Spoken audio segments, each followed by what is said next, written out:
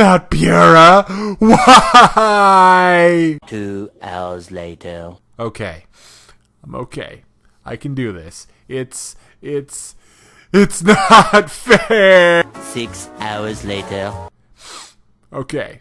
I'm alright. Rwby, the end of the beginning, starts with Cinder versus Oz in DBZ fashion. And while the wizard goes down off screen, Rwby meets up with the rest of the survivors from Beacon. Meanwhile, Pyrrha has sent Jean back to Vale via rocket locker. Ah, the Winchester method. Well done.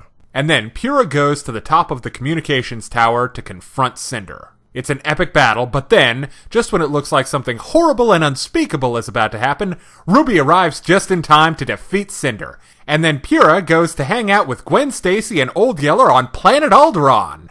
Private, what did I tell you about ignoring reality? That's the road to happiness. So while Pyrrha goes on vacation... Private? While Pyrrha goes on vacation, Rwby pulls out never-before-mentioned superpowers and freezes that giant Grim Dragon. Before taking a nap. I mean going into a coma. A while later, she wakes up at home and spends the next few months recovering before heading out to save the world. Oh, and apparently Thanos has a kid sister. Who knew? Okay, let's look at the biggest moment in the Season 3 finale. Pyrrha. This is even bigger than Penny's death, who, for better or for worse, is still a robot, you know? Well, this is death. Even if it's PG-13? Yeah, the whole dissolving into mist thing is an interesting artistic choice. It's very... You can't win, Darth. If you strike me down, I shall become more powerful than you can possibly imagine. Now, like any character death, I have to ask, what have we achieved here? It seems like the stories of Jean and Rwby have been advanced by ending Pyrrha's story. And I can't say yet whether or not it was worth it. But she went down like a champ.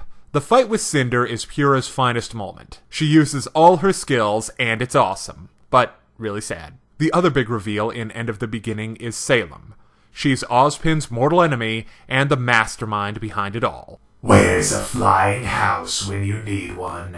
I know, right?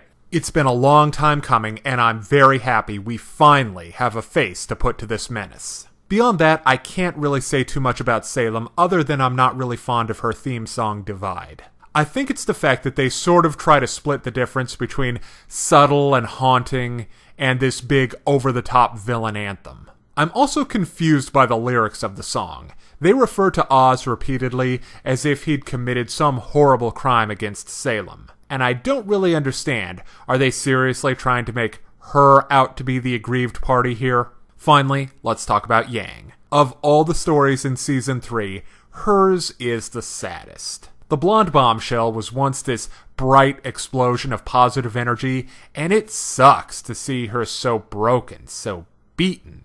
And when Rwby says I love you, and Yang doesn't reply, that's a heartbreaker. Hopefully Yang will get back to something resembling her old self in Season 4, 'cause we already have a moody girl on the team.